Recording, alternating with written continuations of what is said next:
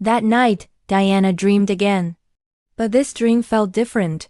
There were no bright fireworks, no laughing animals. Instead, everything was quiet, too quiet. Diana stood on soft white ground that stretched forever under a pale gray sky. "Hello?" she called out. Only her own voice echoed back. She looked down at her colorful hands. "That's good," she whispered. "I'm still me." Suddenly the air grew cold.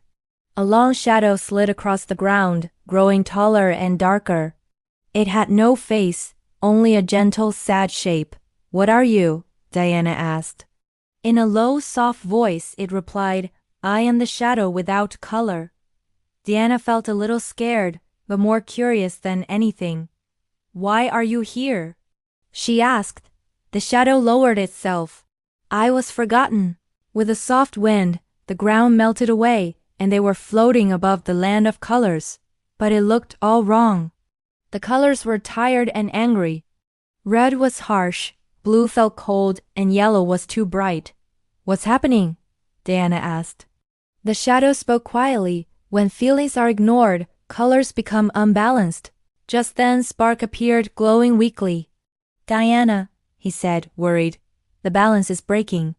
The shadow without color is part of the rainbow too, but no one remembers it.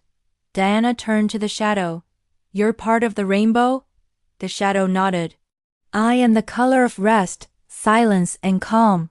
I help colors breathe, but everyone feared me. So they pushed me away." Diana thought about quiet moments, about naps and listening. "These things are important," she said. The shadow's shape trembled. No one has ever said that before. Suddenly the sky roared. Colors clashed wildly in a huge storm. Red storms crashed into blue winds, and yellow lightning flashed everywhere. "The land has too much color, but not enough balance." Spark cried out. Rainbow 7 appeared, looking serious.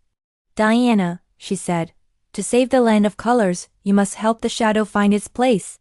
You must travel to the 4 quiet corners, where the shadow once helped the world rest." The shadow looked uncertain. "Will they accept me?" Diana took a step closer, holding the edge of the shadow like a soft blanket. "We'll find out together." Their first stop was the Valley of Sleep, but tiny creatures called snorbits were running around, crying, "We can't sleep. The world is too noisy." The shadow slowly stretched across the valley, dimming the light and softening the noise.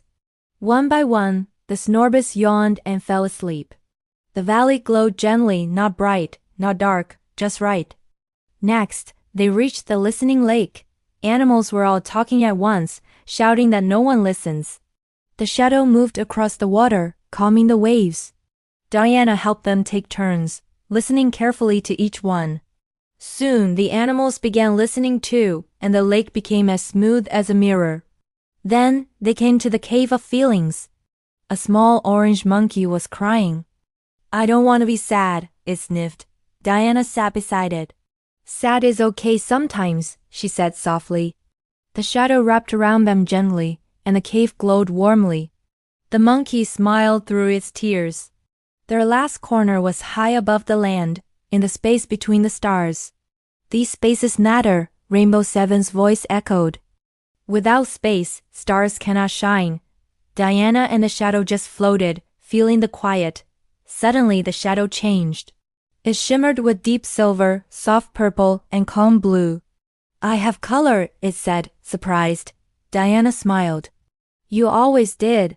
When they returned to the land of colors, the storms were gone. The colors were balanced and beautiful once more. Rainbow 7 announced, "Today, we remember that even quiet colors matter." The land cheered, not loudly, but warmly. The shadow looked at Diana. "I don't want to be called shadow anymore."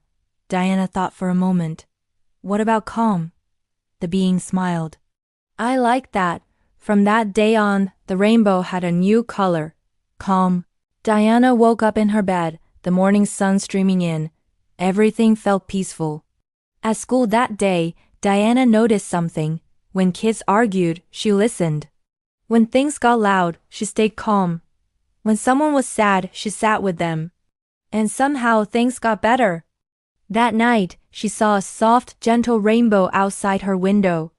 And in the space between the colors, she saw something calm smiling back. Because the world needs every color, even the quiet ones. Thanks for watching. Remember to subscribe for more stories.